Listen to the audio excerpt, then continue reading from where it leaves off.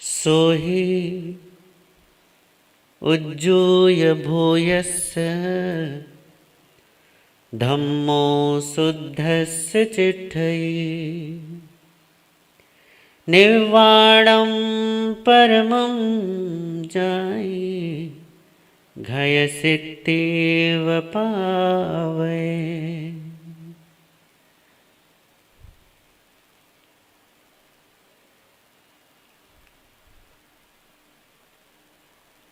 सोहि उज्जूय भूयस्य, ऋजुभूत की शुद्धता होती है।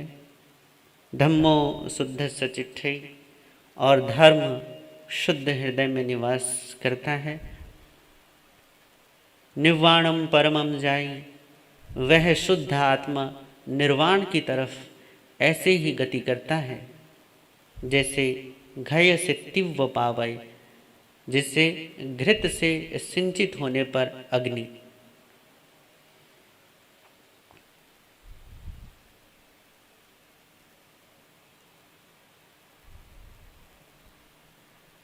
अपनी वृत्तियों का शोधन करना ये हमारा प्राथमिक कर्तव्य है। हमारी इंद्रियों को, हमारे मन को, हमारी चित्त वृत्तियों को संसार का रस लगा हुआ है, संसार की आदत पड़ी है। इसी आदत को तोड़ने के लिए, या ये ऐसा कहें कि इस आदत के परिवर्तन के लिए धर्म का व्याख्यान किया जाता है, धर्म का उपदेश या धर्म का संदेश लिया और सुनाया और दिया जाता है। धर्म कोई लड़ाई झगड़े और कलह कलेश का कोई एक नया तरीका थोड़ी ना है। धर्म पुण्य कमाने का भी कोई साधन थोड़ी ना है। सांसारिक उपलब्धियां धर्म के माध्यम से पूरी होती हैं, इसमें कोई संदेह नहीं है। धर्म तो भगवान महावीर कहते हैं कि वो है आत्मा का स्वभाव या तुम्हारा स्वभाव। आत्मा का भी नहीं, बस वस्तु का स्वभाव जो है वो धर्म है। इसका मतलब ये कि हम धर्म हैं। परंतु यहाँ पर एक गलत बात हमारे साथ जो होती है वो ये है कि जब धर्म की बात आती है ना, तो तब धर्म के साथ हमने बहुत सारी चीज़ें ऐसी जोड़ दी हैं जिन्हें हमने धर्म समझ लिया। भगवान महावीर कहते हैं कि वस्तु का स्वभाव धर्म है, और स्वभाव का मतलब है कि जो हम हैं वो धर्म है। अब हम अपने आप को नहीं जानते, हम अपना स्वरूप नहीं जानते, इसको हम कहेंगे अज्ञान। अज्ञान का मतलब ही है कि हमें अपना बोध नहीं है, हमें अपना ज्ञान नहीं है। अब जब अपना ज्ञान नहीं होता तब क्या होता है? ज्ञान तो होता है, पर तब होता क्या है? तो तब कहा कि अपना ज्ञान नहीं होता तो पर का ज्ञान होता है। अब पर के ज्ञान में जब धर्म के क्षेत्र में हम आते हैं, उन लोगों की हम बात छोड़ देते हैं जो धर्म या धार्मिक या आध्यात्मिकता की तरफ जिनका कोई रुझान, कोई रुचि नहीं है। तो जिन लोगों की रुचि धर्म की तरफ है, तो वो लोग क्या करते हैं? उन लोगों को भी ज़्यादातर आप केवल और केवल पर में ही उलझा हुआ देखेंगे। कोई तीर्थ यात्रा कर रहा है, पूछो उससे कि भैया ये तीर्थ यात्रा का फल क्या, क्यों कर रहे हो? तो उसको बहुत सारे कारण, बहुत सारे तरीके, क्योंकि अपनी श्रद्धा का कोई उसने देवता बना रखा होता है, अपना आराध्य जिससे वो दिल से पूजता है, वो कहीं उसके घर से दूर है, उसके नगर से, उसके शहर से किसी दूसरे शहर, किसी दूसरी जगह पर है। तो चलो भैया, कोई पैदल जाता है, कोई गाड़ी से जाता है, अपने अपने तरीके से सब इस तीर्थ यात्रा की तरफ बढ़ते हैं। पर गजब की बात यह है कि वो अनजान किससे है? अज्ञानता किस चीज की है? अज्ञानता होती है, अज्ञान का मतलब होता है खुद को ना जानना। जानता वो खुद को नहीं है, और खोज किसको रहा है? देवता को। और उसका माध्यम क्या बनाया उसने? तीर्थ यात्रा को। इसी तरीके से आप ये मंदिरों में जाने वाले, मस्जिदों में जाने वाले, या किसी भी धर्म स्थान में बैठकर पूजा पाठ करने वाले अपने अपने तरीके से इन लोगों को देखो कि आप इनसे सवाल करो कि खोज किसको रहे हो? तो चाहे तुम परमात्मा कहो, भगवान कहो, सत्य कहो, आत्मा कहो, स्वभाव कहो, धर्म कहो, बात तो एक ही है। नाम कुछ अलग अलग देने से कोई स्वभाव थोड़ी ना परिवर्तित हो जाएगा, सत्य थोड़ी ना नाम से बदल जाता है। कोई सत्य को परमात्मा कहता है, कोई कहता है ईश्वर कहता है, कोई भगवान कहता है, कोई आत्मा कह रहा है, कोई धर्म कह रहा है, कोई स्वभाव कह रहा है। अब आप नाम अलग अलग कह देने से वो सत्य का स्वरूप थोड़ी ना परिवर्तित हो जाता है। पर ये अलग अलग धर्म स्थानों में बैठे हुए लोगों से यदि पूछा जाए क्या खोज रहे हो, तो ये भी यही कहेंगे। कोई कहेगा परमात्मा खोज रहे हैं, कोई कहे भगवान की खोज में, कोई कहता आनंद की खोज में, कोई कहता धर्म की खोज में। अब इनसे पूछो कि खोया क्या है तुमने, क्योंकि असल बात ये नहीं है कि धर्म खोया है या नहीं खोया है, पर बात यह है कि वो अज्ञानता जो हम खुद से अनजान है या अपने स्वभाव से अनजान है, वो अनजानापन तो यही विद्यमान है। और आप खोज कहाँ रहे हो, किसी धर्म विशेष, धर्म स्थल विशेष में जाकर कि भैया इस जगह पर जाकर बैठेंगे तो क्या पता हमें धर्म मिल जाए। गजब की बात यह है कि आप जहां हैं आप वहां नहीं खोजते, आप वहां खोजते हो, भागते हो, वहां दौड़ते हो, वहां देखते हो जहां आप अपने आप को देखते ही नहीं। यदि आपको अपने आप को ही खोजना है, क्योंकि धर्म की सारी खोज यही है कि हम अपने आप में आ जाएं, तो आप यदि अपने आप में आना है तो उसके लिए कहीं और क्यों जाना है। उसके लिए कोई किसी दूसरे के प्रति या किसी दूसरे के पास जाकर आपको ऐसा क्या मिल जाएगा। मान लीजिए कि गुरुओं की बात आती है, संतों की बात आती है, साधुओं की बात आती है, पंडितों की बात आती है, पुरोहितों की बात, चलो पंडित पुरोहित मुल्ला मौलवी इनको तो एक तरफ छोड़ दो, क्योंकि ये तो भगवान के एजेंट हैं और वो भी स्वघोषित एजेंट। इनको तो बस ठीक है, समाज की तरफ से 2-4 पैसे मिल जाते तो बैठ जाते हैं मंदिर में अपना लेके या मस्जिद में। पर बात यह है कि जिन संतों के या महात्माओं के पास हमें लगता है कि हाँ यार यहाँ कुछ मिलेगा, है ना, यहाँ सत्य की बात है, यहाँ धर्म की बात है, यहाँ परमात्मा की बात है। आप त्यागी महापुरुषों का सम्मान इसीलिए करते हैं क्योंकि आपको ऐसा लगता है कि भैया इन्होंने त्याग किया है तो कुछ न कुछ इनके पास अवश्य होगा। अब ये बताइए कि आपके पास ऐसा क्या नहीं है कि जो आप उनके पास जाकर पाना चाहते हैं।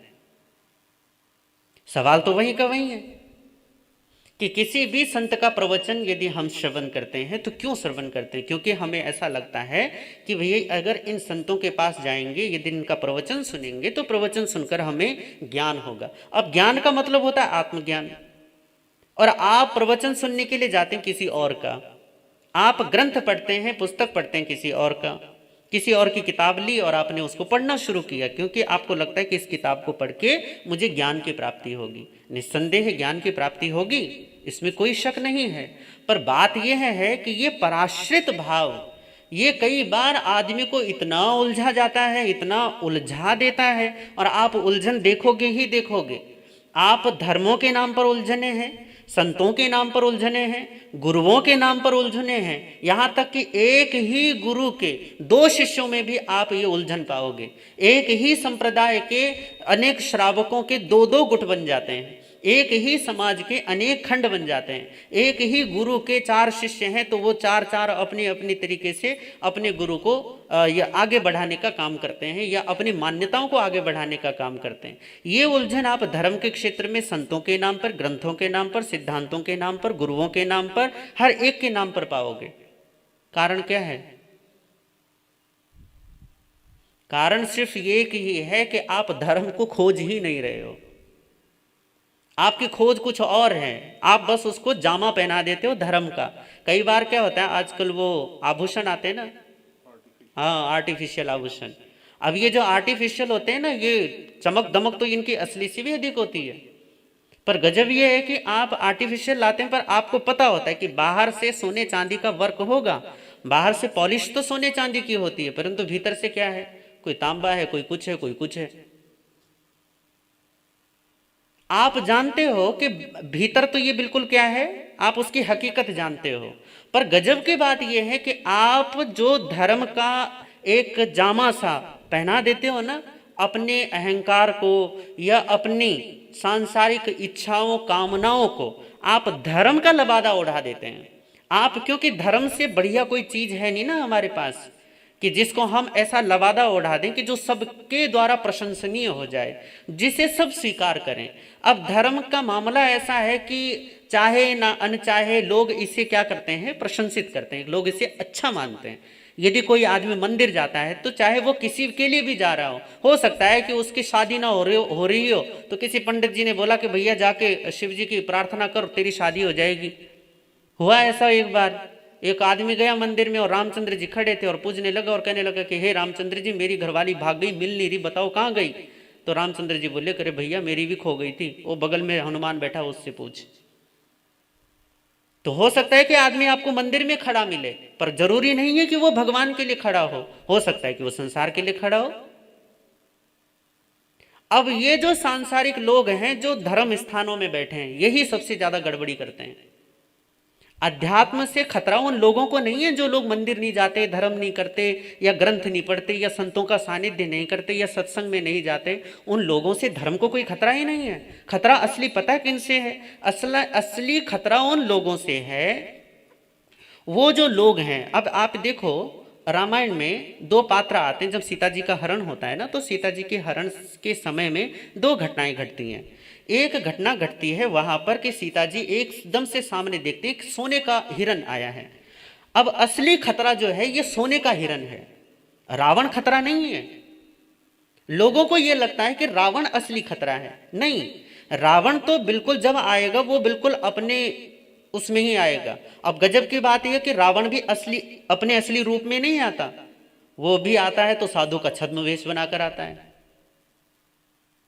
क्योंकि भैया जब तक वो साधु के वेश में नहीं जाएगा तब तक उसकी प्रतीति नहीं होगी। तो लोगों को ठगने का सबसे अच्छा माध्यम है कि आप ये कपड़ा पहन लो, और होता यही है। कोई बस गेरुआ कपड़ा पहन ले, कोई सफेद कपड़ा पहन ले, तो आपके लिए वो साधु महात्मा हो जाता है, फिर चाहे वो कैसा भी हो। पूरी दुनिया में यही है कि धर्म ने, धार्मिक संस्थाओं ने लोगों को कुछ कपड़े दे दिए, है ना। हिंदू समाज में बहुत सारे हैं और उनमें भी बहुत सारे तरीके के कपड़े हैं। बौद्ध भिक्षु हैं, उनके भी कपड़े हैं। हमारे यहाँ जैन धर्म में इनको भी कपड़े हैं, अपने तरीके से संतों को दे रखे हैं। कपड़ा पहना दिया जाने से ही आदमी को साधु मान लिया जाता है, जबकि ये बहुत बड़ा खतरा है कि कोई कपड़ा पहनने से कैसे साधु हो जाता है, ये बात समझ में नहीं आती। और पूरी दुनिया में यही है, पूरे सारे के सारे धर्मों में। बस थोड़ा सा लबादा उसको पहना दो और आदमी उसको पता नहीं एकदम से जमीन से उठाकर आसमान में चढ़ा देता है। अब वो असली जो खतरा है ना सीता जी के आसपास, वो है सोने का हिरण, वो जो स्वर्ण मृग है, वो असली खतरा है। खतरा क्यों है? क्योंकि ये स्वर्ण मृग जो है वो नहीं दिख रहा, बल्कि जो नहीं है वो दिख रहा है। आप स्वर्ण मृग के पीछे भागेंगे और पीछे से सीता जी का हरण होगा। धर्म के साथ खतरा उन लोगों से नहीं है कि जो सीधा आते हैं या जो सीधा मना कर देते हैं, हमें नहीं धर्म से कोई लेना देना। उनसे कोई क्या खतरा है धर्म को भैया? क्या कर देंगे वो नुकसान धर्म का? क्योंकि जब हम कोई एक व्यक्ति कहे कि मुझे सूरज से कोई लेना देना ही नहीं है, और जबकि आपका होता भी नहीं है कोई सीधा लेना देना, पर गजब की बात यह है कि भैया चाहे कितना भी विरोध करो, पर सूर्य की उपस्थिति में जीवन तो आप भी पा ही रहे हो। आप धर्म को, परमात्मा को, ईश्वर को, इन सारे अतीन्द्रिय तत्वों को, इन सारे अपरोक्ष तत्वों को यदि आप मना कर भी दो तो भी धर्म आपका त्याग नहीं करने वाला। स्वभाव आपको धकियाने वाला नहीं है, स्वभाव आपको दूर करने वाला नहीं है। हाँ, इतना हो सकता है कि आप स्वभाव से अपने आप की जो पीठ है उसकी तरफ पीठ करके बैठ जाओ। नाराज होके होते हैं ना बच्चे, नाराज हो जाते हैं मम्मी पापा से, तो एकदम से पीठ फेर कर बैठ जाते हैं। तो मैं धर्म नहीं मानता, मैं ईश्वर नहीं मानता, मैं भगवान नहीं मानता, ऐसे जो नास्तिक लोग हैं ये केवल बच्चे हैं। बच्चे किस लिए? जैसे माता पिता से बच्चे रूठ कर बैठ जाते हैं ना, हम नहीं मानते, हमने तुम्हारी बात सुनेंगे, हम तुमसे बात नहीं करेंगे। तो ये वो लोग हैं।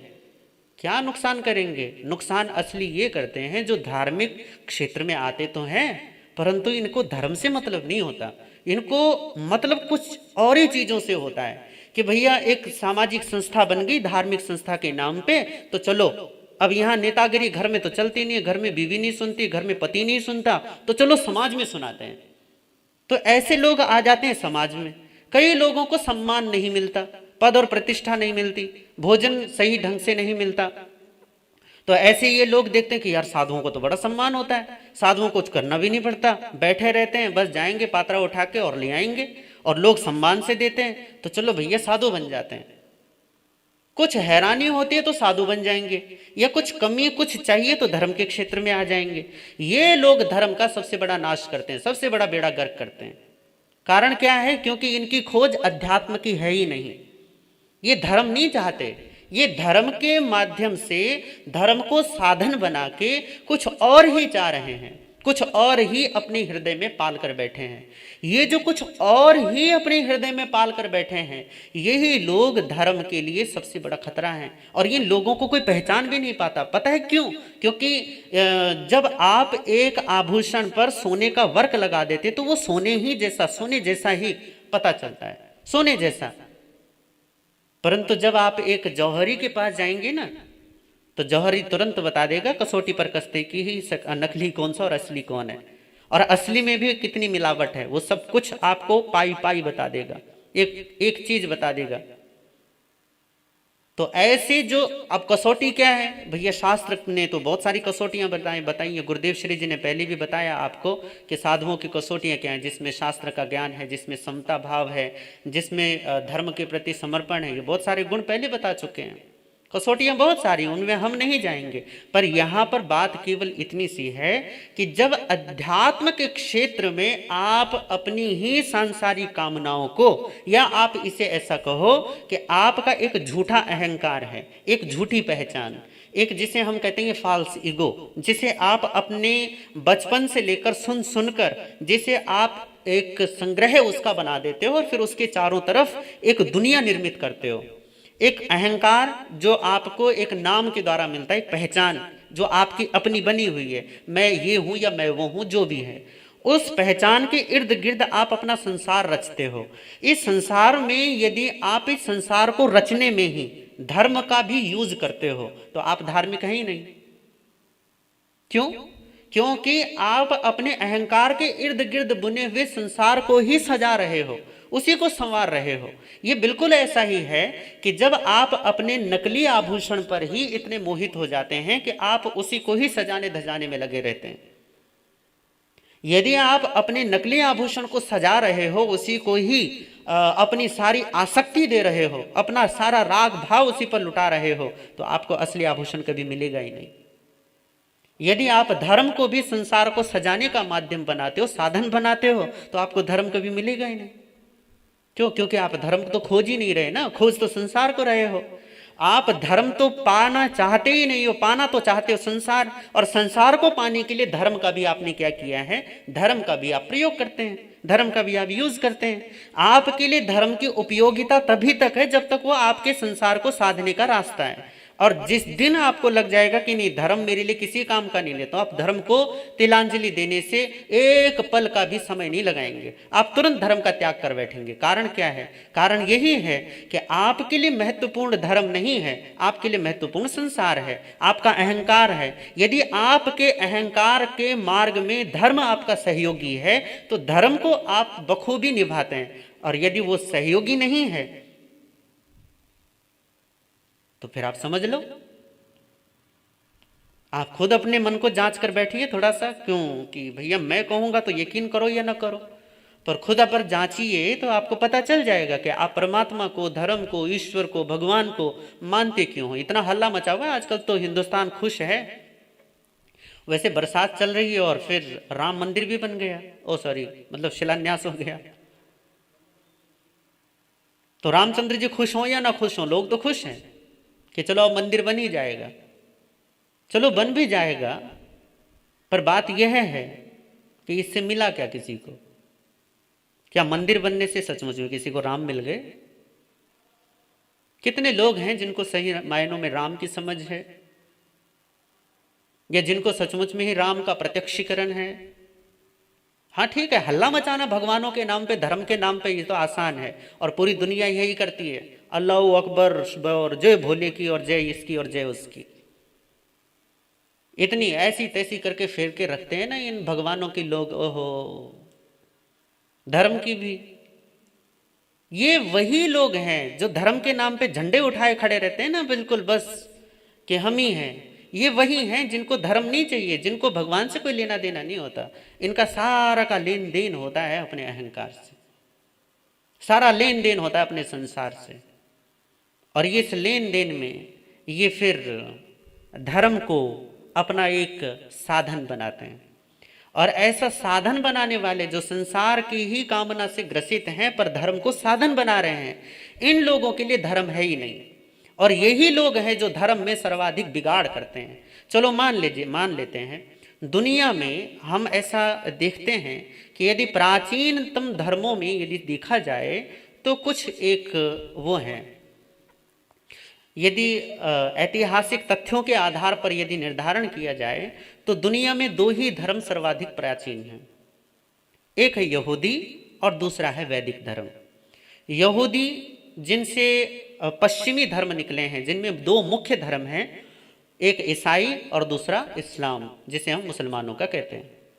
इधर वैदिक धर्म लीजिए तो वैदिक धर्म जो वेद से होता हुआ, ये बुद्ध, महावीर, गोरख, नानक, कबीर से होता हुआ आज की स्थितियों तक पहुंचा है। इन दोनों ही धर्मों में यदि हम देखें तो आप कभी ना कभी जब धर्म का आरंभ हुआ होगा, मान लीजिए कि जैसे गंगोत्री है तो गंगोत्री से एक स्रोत निकला है ना, ऐसे धर्म का कभी ना कभी तो कोई आद्य स्थिति, कोई आरंभिक स्थिति तो रही होगी। उस आरंभिक स्थिति में एक ही रहा होगा, एक ही धारा रही होगी। आज यदि आप देखोगे तो धाराओं की धाराएं इतनी सारे धाराएं हैं कि कोई कहता है कि भैया चप्पल नहीं पहनो, कोई कहता है खड़ाऊ पहनो, कोई कहता है बाल नहीं रखना, कोई कहता है गंजे करो, कोई कहता है जटाएं रखो, कोई कहता है लाल कपड़े पहनो, कोई कहता है सफेद पहनो, कोई कहता है हरा पहनो, कोई कहता है काला पहनो। कुछ मतलब कपड़ों के बारे में एक मत नहीं हो, तुम भोजन के बारे में एक मत नहीं हो, तुम अपने पूजा पाठ विधि विधानों के मामले में एक नहीं हो, तुम यहाँ तक कि भगवान के मामले में भी एक नहीं हो। तुम चाहते हो मुक्ति, पर जब यदि अगर वेदांत की मुक्ति की बात की जाए, जैनियों की मुक्ति और बौद्धों का निर्वाण और इसके अलावा क्या नाम है तुम्हारे सांख्य और योग, इनकी ईश्वर प्राप्ति का यदि आप वर्णन पढ़ेंगे तो सारे के सारे वर्णन अलग अलग मिलेंगे। पाना चाहते हो सत्य, पर सत्य की परिभाषाएं अलग अलग देंगे। ये कहीं भी एक मत नहीं होते, कहीं भी एक साथ नहीं बैठते कि हाँ भैया यहां हम एक हैं, कहीं भी नहीं। कारण क्या है? झमेला कहाँ है? असली झंझट कहाँ है? समस्या किस चीज की है? समस्या धर्म की नहीं है, समस्या सत्य की नहीं है। वेद के महान ऋषि तो पहले ही कह के चले गए कि भैया एको सद विप्रा बहुधा वदंती, सत्य एक है, चाहे अनेक कहने वाले अनेक कह लो, अनेक तरीके से कह लो, परंतु वो सत्य तो एक है ना, वो परमात्मा तो एक है। वो धर्म, वो वैश्विक नियम जो मेरे लिए काम कर रहा है वो आपके लिए भी एक जैसा काम करता है। आग में तुम हाथ डालोगे तो तुम भी जलोगे, मैं डालूंगा तो मैं भी जलूंगा। ये वैश्विक नियम सब पर लागू होता है, जैसे हिंदुस्तानी पर वैसे पाकिस्तानी पर, जैसे पाकिस्तानी वैसे चीनी, वैसे जापानी, वैसे जर्मन, वैसे ही अमेरिकन पर भी ये लागू होगा। यूं तो है नहीं कि अमेरिका वालों को आग नहीं जलाती या आग उनके काम नहीं आती। वैश्विक नियम जो पूरे ब्रह्मांड पर एक साथ काम करता है उसे रित कहते हैं, धर्म कहते हैं, सत्य कहते हैं। वो एक है, पर वो से एक को मानने वालों में भी इतने भेद हैं। कारण क्या है? कारण सिर्फ इतना है कि लोग सत्य को नहीं मानते, लोग सत्य की नहीं मानते, लोग केवल अपने अहंकार को मानते हैं। और अपने अहंकार की पूर्ति में, उसको सिद्ध करने में जितना तुम्हें साबित होता है तुम उतना शास्त्र का ले लेते हो, उस तरीके से उसे घुमा लेते हो और बाकी छोड़ देते हो। ऐसे जो ये सांसारिक शोध वाले व्यक्ति, इनके लिए धर्म नहीं है। परमात्मा कहते हैं कि जो सरल होगा वो शुद्ध होगा, और जो शुद्ध होगा वो आदमी धर्मात्मा होगा। कितनी सरल सी बात कह दी। अब इसमें कौन से बहुत ज्यादा आपको करना क्या है? कुछ भी करना नहीं है, केवल आपको अपनी शुद्धता पर, अपनी पवित्रता पर ध्यान देना है। केवल इतनी सी ही तो बात है।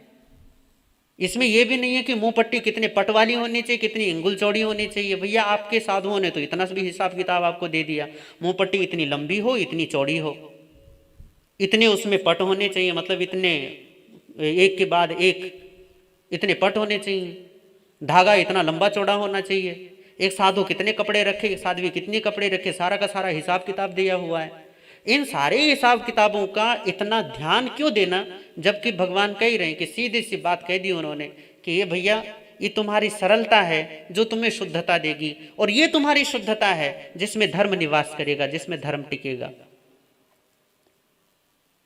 एक बाबा जी सुबह सुबह ना किसी यहाँ पे आहार के लिए, खाने भोजन वगैरह के लिए गए, तो बहन भोजन दे रही थी, तो उसने कहा कि बाबा जी अब आपने भोजन तो ले ही लिया है ना, तो हमें कुछ सत्संग कुछ दे दीजिए। तो बाबा जी ने देखा था कि उस महिला के थोड़ा कलह कलेशी टाइप की थी। तो बाबा जी ने कहा ठीक है, कल आऊँगा, कल सुनाऊँगा, कल सत्संग करेंगे। उन्होंने कहा ठीक है। बाबा जी दूसरे दिन आए महात्मा जी, और वो अपना बर्तन जो होता है, तो आप क्योंकि पहले दिन का पता है ना कि कल बाहर बाबा जी आएंगे, महात्मा जी आएंगे और दूसरे दिन कुछ भगवान का नाम देंगे मुझे, तो भैया आज उसने बढ़िया तैयारी की और उसने बढ़िया खीर बनाई बाबा जी के लिए। बाबा जी आए और कहा बाबा जी आज ना मैंने खीर बनाई, आप खीर लीजिए। बाबा ने कहा वाह, आज तो मजे आ गए मेरे, सत्संग ने आज मुझे खीर दिलवाई, चलो। और बाबा ने अपना पात्रा आगे कर दिया। जैसे ही पात्रा आगे किया तो उसने क्या देखा कि बाबा के पात्रे में पहले से राख है। अब जैसे उसने राख देखी, उसने कहा बाबा जी आपके ना पात्रे में राख है, आप इसको हटा दो। बाबा बोले करे बहन इसी में खीर डाल दो। तो क्या करे, नहीं नहीं बाबा जी इसमें मैं खीर नहीं डाल सकती, क्योंकि खीर इसमें डालेंगे पूरी की पूरी खीर खराब हो जाएगी, वो तो राख से मिल जाएगी, राख मिश्रित खीर किसी तरीके से खाने लायक नहीं। आप पहले राख को हटा देते हैं, चलो आप पात्रा मुझे दे दो, मैं राख साफ कर देती हूँ, फिर इसमें खीर डाल दूंगी। तो महात्मा जी ने कहा ठीक है। बाबा जी ने पात्रा दिया उसको, बहन ने वो पात्रा साफ किया और उसके बाद खीर डाली। बाबा ने खीर खाई और बहन ने बोला बाबा जी अब बोलो ना, अब गुरु मंत्र दो ना, मुझे सत्संग दो, कुछ बताओ भगवान के, कुछ दो उपदेश। तो बाबा जी बोले करे बहन अभी अभी तूने एक काम किया। करे क्या? करे तूने ना मेरे बर्तन को साफ करके उसमें खीर डाली। करे हाँ। करे तूने खीर डालने से पहले बर्तन को साफ क्यों किया? करे बाबा जी इसलिए ताकि खीर खराब ना हो, नहीं तो खीर खराब हो जाती, खाने लायक ही नहीं रहती। करे बहन तुझे इतनी सी छोटी बात तो समझ में आती है कि बर्तन यदि साफ ना हो, बर्तन यदि गंदा हो तो उसमें खीर नहीं डाला जाता, क्योंकि खीर भी खराब हो जाएगी। पर तुझे इतनी बात समझ में क्यों नहीं आती कि शुद्ध हृदय जब तक ना हो तब तक धर्म का श्रवण कोई लाभ नहीं देता। उस महात्मा जी की जो बात है वो यही है जो भगवान कहना चाह रहे हैं। भगवान जो कह रहे हैं वो यही कह रहे हैं, धर्म चाहिए ना, तो धर्म चाहिए तो अपने हृदय को शुद्ध बनाओ। और शुद्ध हृदयी व्यक्ति के लिए वो जहां है वहीं उसका मंदिर है, वहीं उसका मस्जिद है, वहीं उसका गुरुद्वारा है, वहीं उसका गुरु है, वहीं उसका भगवान है। उसे 1 इंच भी कहीं जाने की जरूरत नहीं है। कारण क्या है? कारण ये है कि जिस शुद्ध हृदय में धर्म टिकता है उसको अनुभूतियां, उसको जिसको पाना होता है वो अपना बोध, क्योंकि अपने को ही तो पाना है आखिर में। अपने को पाने के लिए वो जो भाग दौड़ करता है, कभी इसके कभी उसके, कभी यहाँ कभी वहां, वो सारी की सारी भाग दौड़ शांत हो जाती है। शांत क्यों होती है? क्योंकि जो प्राप्तव्य था वो मिल गया, जिसको पाना चाहता था वो हासिल हो गया। हमारे इधर हिंदी में एक कहावत बड़ी चलती है, मन चंगा तो कठौती में गंगा। कि भैया हृदय शुद्ध है, यदि मन साफ है तो तुम कठौती, वो जो चमड़ा भिगोने वाला बर्तन है उसमें भी गंगा है, वो चमड़ा भिगोने का पानी, वो पानी भी गंगा जल है, यदि तुम्हारा मन शुद्ध है, स्वच्छ है, पवित्र है। महात्मा रविदास के जीवन की घटना है, फिर अपनी बात खत्म करूंगा।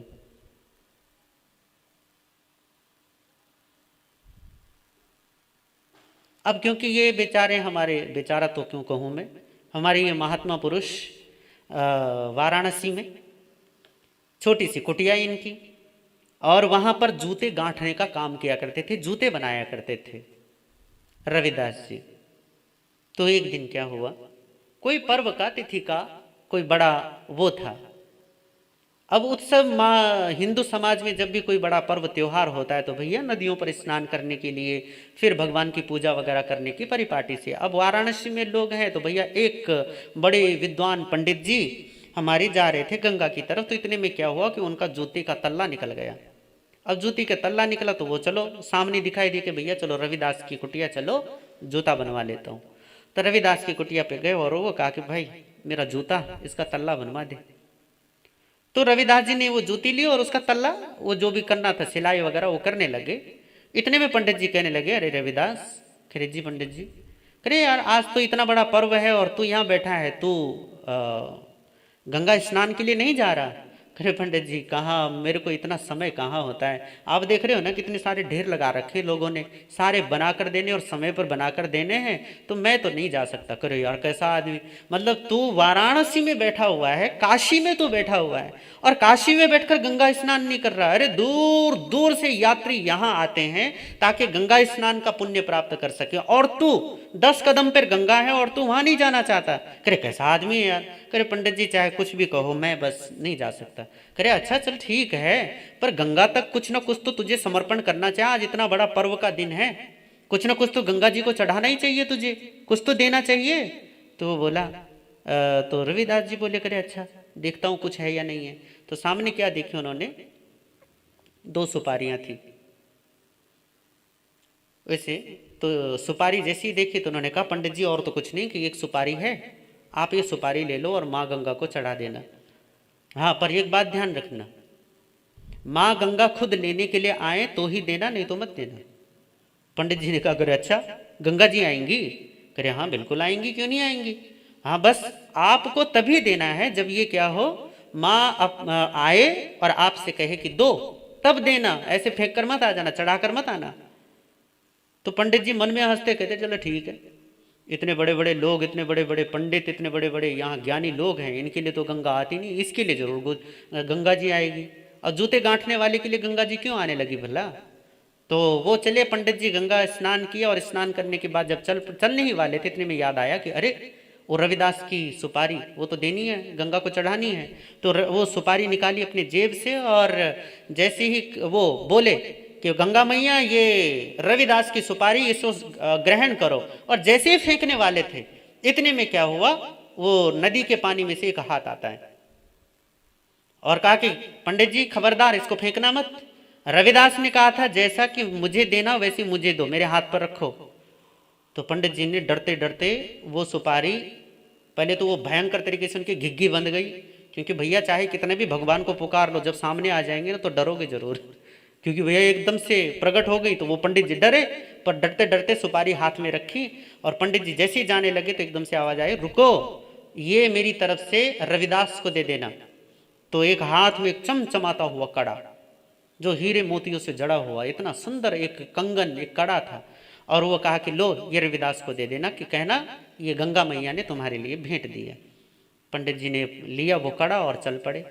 पर कड़ा इतना सुंदर, इतना भव्य और इतना बहुमूल्य था कि भैया पंडित जी डोल गए, और डोल गए तो अब रविदास के पास न गए, सीधे काशी के महाराज के पास पहुंच गए। और काशी के महाराज के पास गए और बोले महाराज ये कड़ा मैं आपके लिए लाया हूं। तो महाराज ने कहा कि अरे कड़ा तो बहुत सुंदर है, और सचमुच में ही राजा ने भी आज तक ऐसा सुंदर कड़ा तक न देखा था, ऐसा सुंदर कंगन न देखा।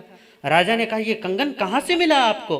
कहा करे जी क्या बताऊं आपको, आज गंगा मैया ने प्रसन्न होकर ये कड़ा मुझे दिया है, मुझे भेंट में दिया है, तो मैंने सोचा इस निष्प्रह ब्राह्मण के लिए क्या काम आएगा, तो आप इसको रख लो और इसके बदले में जो हो वो आप मुझे दे दो। तो राजा ने क्या किया, बहुत सारी स्वर्ण मुद्राएं ली, पंडित जी को दी और वो कड़ा ले लिया।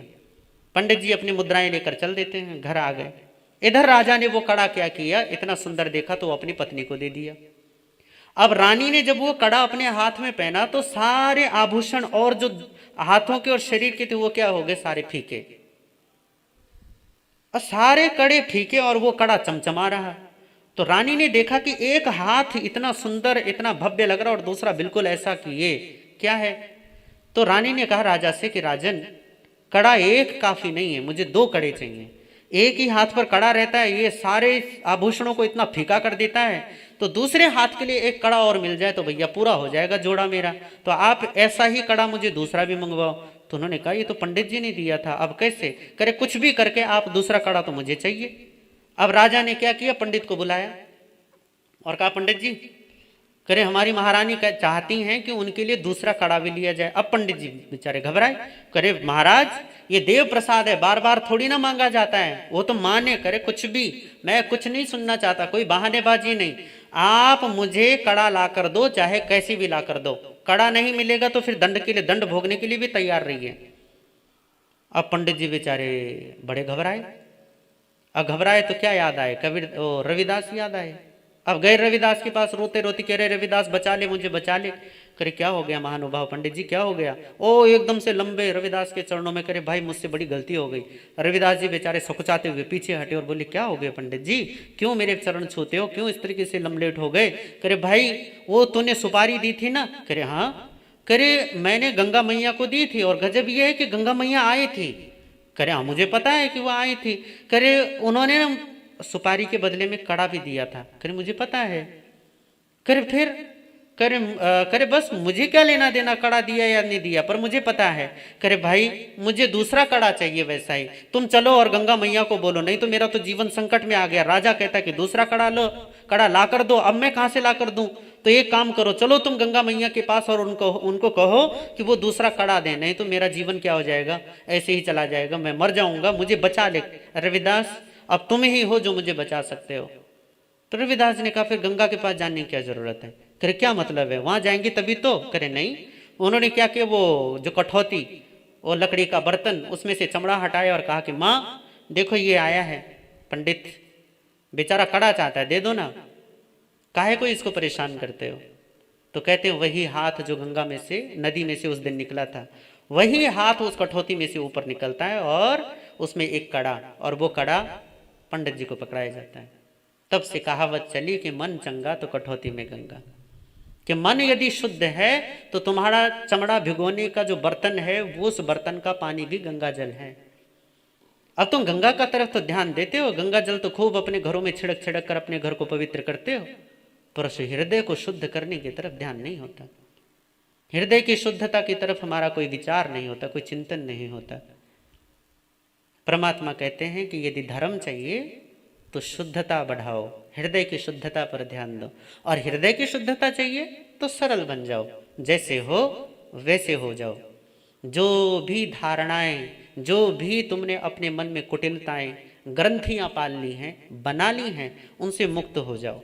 ग्रंथियों का विमोचन होते ही तुम शुद्ध होगे, और शुद्ध होते ही तभी धर्म जीवन में प्रकट होता है, और जिसके जीवन में धर्म है वही तो धर्मात्मा है।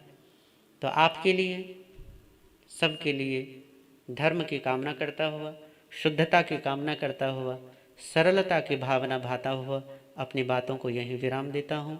इन्हीं भावनाओं के साथ ओम शांति।